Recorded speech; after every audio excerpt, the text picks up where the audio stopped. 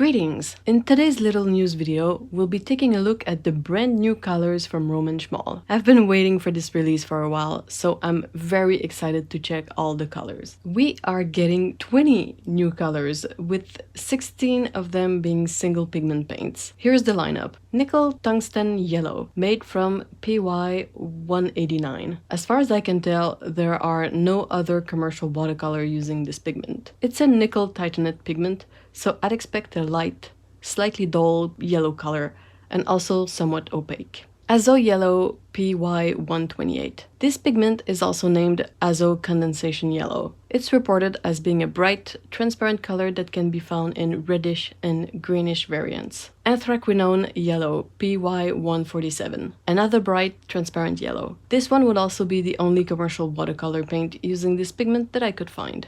Gamboge Hue PY 95. This one seems similar to the previous color with a more orange mass tone. Bismuth Orange PO 86.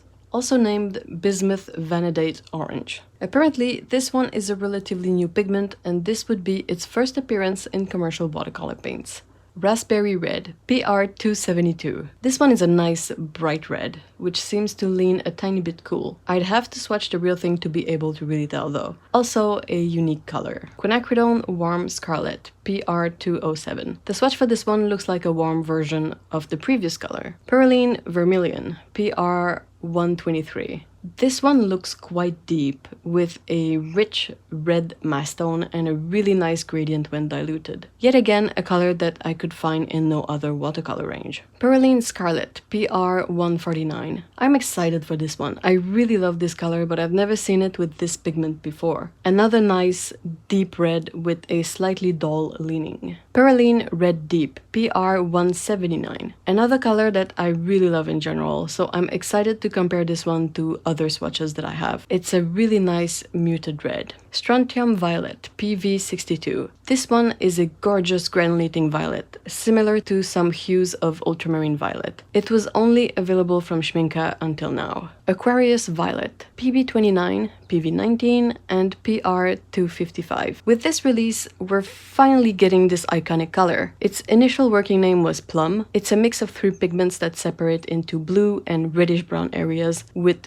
beautiful granulation. Phthalo Blue Turquoise shade PB 15 colon 4. This is a yellow-leaning version of the Phthalo Blue pigment. A very common color, but also quite handy as a cyan in a cyan magenta yellow palette. Very transparent and very staining. Royal Blue Light PW6, PB29, and PB15 colon 1. This one is the second custom mix of this release. Possibly a relatively opaque color with the inclusion of PW6 in the mix. It seems like a nice light blue tint. Limited edition Lapis Lazuli Afghan. PB non-available. It's an earth pigment. Well, this one is quite self-explanatory. It looks like such a beautiful color. A nice, slightly grayed blue with granulation. Natural Umber Reddish PBR7. Also an earth pigment. This one is also quite exciting for me personally. From the look of the swatch, it might be exactly the hue and strength I like in my PBR7 pigments. It's a nice, rich, muted brown with a bit of a reddish leaning into it.